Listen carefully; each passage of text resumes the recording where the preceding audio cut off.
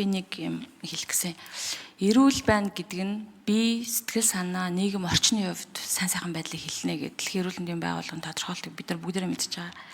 Тэгээ би одоо ингээ хоёр дахь удаагаар энэ төсвийн хүрээний мэдээллийн материалуудыг ингээ харахаар эрүүл Монголын хөтөлбөрийг хэрэгжүүлнэ гэд 2-2 дээр заасан байгаа.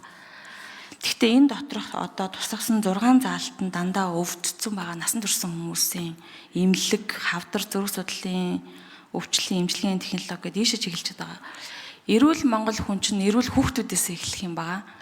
Тэгээд боловсролын байгууллагын хувьд бол боловсролын талаас боловсролд нь анхаарна гэд эрүүл мэндийн байгууллагын эрүүл мэндийн зорилтод нь харахаар дандаа эмнэлэг буюу эмчилгээнд суурилсан зорилтуудаа оруулаад дунд нь хүүхдүүдэд орхичод байгаа.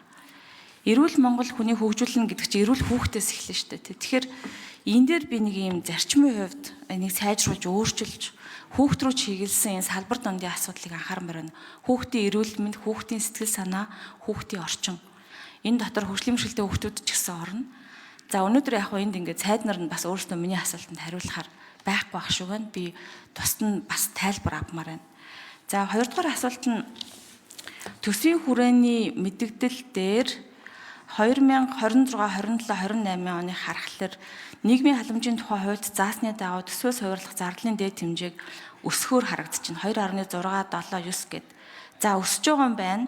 Гэхдээ 2 дээр нь болохоор төсвийн сахлах батлыг сайжруулна. За төсвийн төрөөс үзүүлж буй нийгмийн халамж тусламж үйлчлэгийг зорилт бүлэг чиглүүлнэ гэд ингээд тусгасан байгаа. Сахлах бат гэдэг дээр.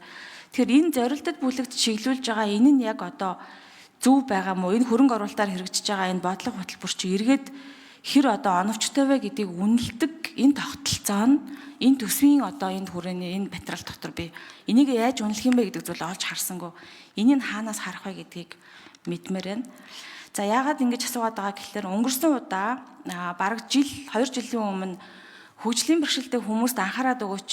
За энэ хүмүүст одоо холбоотой зардлыг төсөвдөр ингээд тусдан нэг баг нь үүсгээд оруулаад өгөөч гэдэг бичгийг би сангийн сайд одоо бүхэл хүмүүс рүү явуулсан да. Тэгэд яагаад тэгэхээр тодорхойгүй болохоор ч хүмүүс уурлаад байгаа байхгүй да. Тодорхойгүй болохоор хүмүүс өнөөдөр жагсаж штэ мэдэхгүй байгаа болохоор нэг зүйл тодорхойгүй байхад л хүмүүс ямар их дургуутж бухимдаж байна. Тэгвэл хөгжлийн бэрхшээлтэй хүмүүс өдөр болгон тийм мэдрэмжтэй байдаг байхгүй. Бид нартай холбоотой зардал яасан бол гэдэг нь мэдэхгүй байгаа болохоор л асууад байгаа. Тэгэхээр эхний ээлжинд энэ төсвийн энэ зардал бяан болгонд төсөө өгдөг баганд нь тусгаад өгөөч гэхээр бид нар хүний хөгжлийн хэсэгт нь оруулсан байгаа. Тэгэхээр энэ дээр би бас тусгаалan асуумаар байна. Тусгаалan хөгжлийн бэрхшээлтэй хүний эрхийг хангахтай холбоотой төсвөө яаж гаргаж байгаа вэ? Яаж тодорхойлж байгаа вэ? Яагаад гэвэл 3 жилийн дараа Монгол бас энэгээр олон улсын тайланд мэдээлэл өгнө. Хөгжлийн төлөө зорилт төслийнхөө 15%-ийг хөгжлийн бэрхшээлтэй хүнтэй холбоотой зардал тусгана гэд нэгдсэн шүү дээ тэр тунхаглал энэ тэрийг ярих хэрэгтэй. За хамгийн сүүлд нь иргэдээс одоо дахин асууж байгаа нэг асуултыг асууя. Энэ насаргааны мөнгө нь хизээ орох юм бэ? Энэ яагаад ингэ удаад идэх юм бэ? Хамгийн одоо хэцүү байгаа бүлэгт өгөх энэ төрийн үйлчлэгнийхээ мэдээллийг нэг ойлгомжтой тэдэнд өгнө мэдээлэл ил тод байлгаж болдгоо мó. Энэ дээр нэг энэ холбогдох хүмүүс нэрсэн байгаа дээр бас хариу авмаар байна. За ганц төмөр сайд хариулт өгье. За саран чулуун гишүүний одоо хөндөж байгаа асуудлыг эх 7 хоногт хэдүүлээ хөгжлийн төлөвлөгөөгөө ярина. Тэр үеэр одоо нийгмийн бодлогын байнгын орон дээр нийгмийн хамгааллын сайдтайгаа ярилцаад асуудлуудаа зөв томьёолоод оруулаасаа гэж ингэж бодож байна. Бид нар бол хөгжлийн бэрхшээлтэй иргэдийг дэмжих бодлого бол маш тууштай хэрэгжүүлэх үүрэгтэй. Яг энэ халамжийн асуудал дотор хөгжлийн бэрхшээлтэй хүмүүс яг гол нөгөө очих ёстой хүмүүстэй мөнгө нь очих тал дээр шинжилгээг энх хамгааллын сайд өөрөө хийж байгаа гэж бидэнд бол тайлгнаж байгаа. Удахгүй бол яг энэний төлөвлөлтийг бол гаргаж өгнө гэдгийг хэлье. Өнөөдөр бол бид нар төсвийн хүрээгээ ярьж байгаа учраас бүх сайд нар суугаад ингэж задлж ярьдаг боломж байхгүй. Ерөнхий энэ тоонууд, ерөнхий прогноз дээр бид нар ярилцж байгаа шүү гişмнэ. Яг тодорхой асуултыг нь хэрвээ нийгмийн хамгааллын яамнаас хүн байвал хүн байна уу? Нийгмийн хамгааллын яамнаас хүн байвал яг тэр саяны мөнгө төгрөгтэй холбоотой асуудлыг нь эсвэл сангийн яам мэдж байгаа юу тэрийг?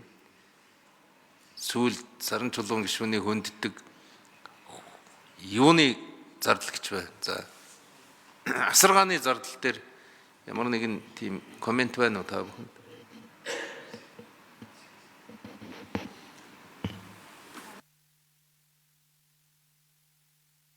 За тодруулжсүй Саран Чулуун гишүүн.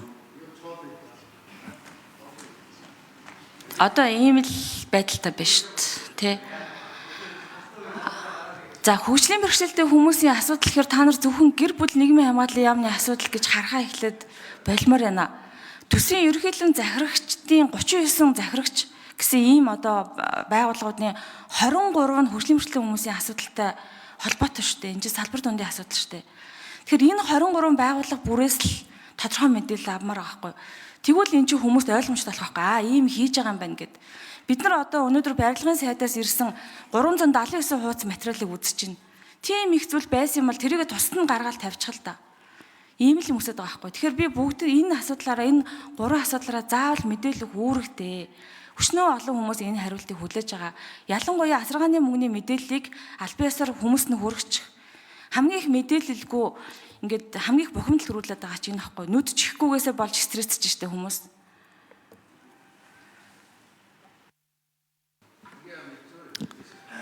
За ер нь энэ хөгжлийн бэрхшээлтэй иргэдийн асуудлыг энэ ганц яамч биш ерөөсөө төрийн бүх шатны байгууллагууд бас анхаарч үзэж үйл ажиллагаанд туцахдаг байх ёстой. Ганц одоо хөдөлмөр нийгэм хамгааллын яамны эрхлэх асуудлын хүрээнд байдаг мэтээр ойлгоод тэгээ орхигдуулаад явдаг ийм төрийн бодлого гэж ерөөсөө байж болохгүй. Тийм учраас Саран Чулуун гишүүний хэлж байгаа энэ санал дээр бас их хурлын зүгээс анхаарал тавьж ажилланаа. Эх 7 хоногт одоо анхны хилцүүлэг болох процесс дунд цаашлаад шийдвэр гаргах нөхцөл дээр энэ Саран Чулуун гишүүний хэлээд байгаа санал шаардлагыг бас сангаж ажиллаарай гэдгийг бас байнгын орооны удирдлагууд за төсөл өргөн барьсан засгийн газрын нөхдүүдэд бас анхааруулад хэлчихье. За ингээд